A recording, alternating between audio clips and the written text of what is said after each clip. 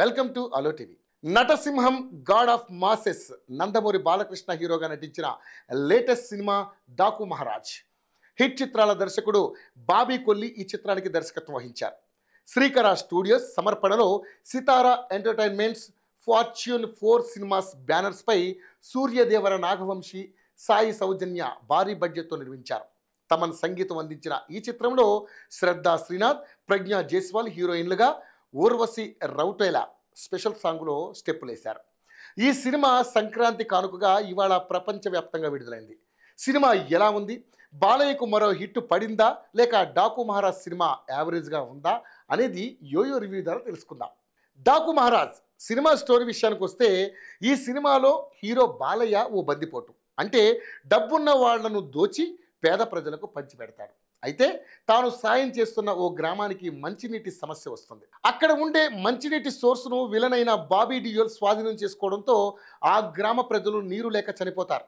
దీంతో డాకు అయిన బాలకృష్ణ ఆ ఊరిని ఎలా కాపాడతాడు, డాకుగా ఉన్న బాలయ్య మహారాజ్ ఎలా అయ్యాడు, నీటిని ఆ ఊరికి తీసుకురావడానికి అతను ఎదుర్కొన్న పరిస్థితులు ఏంటి అనేది తెలియాలంటే థియేటర్స్కి వెళ్ళి సినిమా చూడాల్సిందే. డాకు మహారాజ్ సినిమా ఎలా ఉందనే విషయానికి వస్తే, ఫస్ట్ హాఫ్ మొదటి 20 నిమిషాలు నార్మల్గా సాగిపోతుంది. ఆ తర్వాత బాలకృష్ణ నుంచి ఊహించిన సీన్లు ప్రేక్షకులకు మంచి జోష్ అందిస్తాయి. ముఖ్యంగా ఇంటర్వెల్కి ముందు వచ్చే 20 నిమిషాల సన్నివేశాలు సినిమాకి ప్రధాన ఆకర్షణగా ఉంటాయి.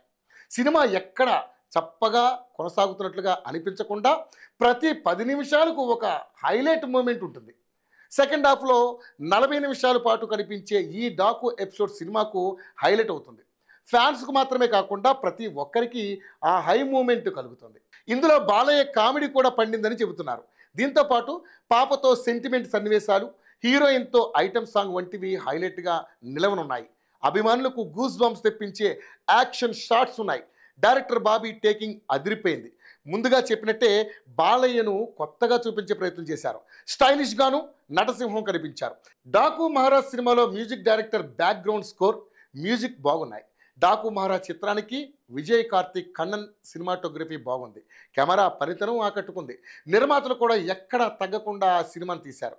మొత్తంగా Daaku Maharaaj introduction scene, interval bang, flash back episode, climax ఇలా అన్నీ సంక్రాంతికి అభిమానులకు విందు భోజనమే. ఇక నటీనటుల విషయానికి వచ్చేస్తే, బాలకృష్ణ 3 గెటప్స్లో అదుర్స్ అనిపించాడు. యాక్షన్ విశ్వరూపం చూపారండి. ఇక హీరోయిన్స్ ప్రజ్ఞా జైస్వాల్, శ్రద్ధా శ్రీనాథులు రెగ్యులర్ గ్లామర్ హీరోయిన్లా మాత్రమే కాకుండా మంచి పాత్రలు దక్కాయి. వాటికి 100కు 100% న్యాయం చేశారు.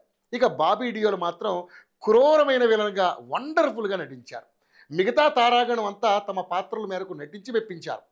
ఈ సినిమాకు Balayya action, Bobby direction, sentiment సన్నివేశాలు, తమన్ బీజిఎం ప్లస్ పాయింట్స్ కాగా, కొన్ని పాటలు ఓవర్ గ్లామర్ సినిమాకు మైనస్ పాయింట్స్ అని చెప్పాలి. మొత్తంగా డాకు మహారాజ్ సినిమా మాస్ ప్రేక్షకులకు ఎంతగానో నచ్చుతోంది.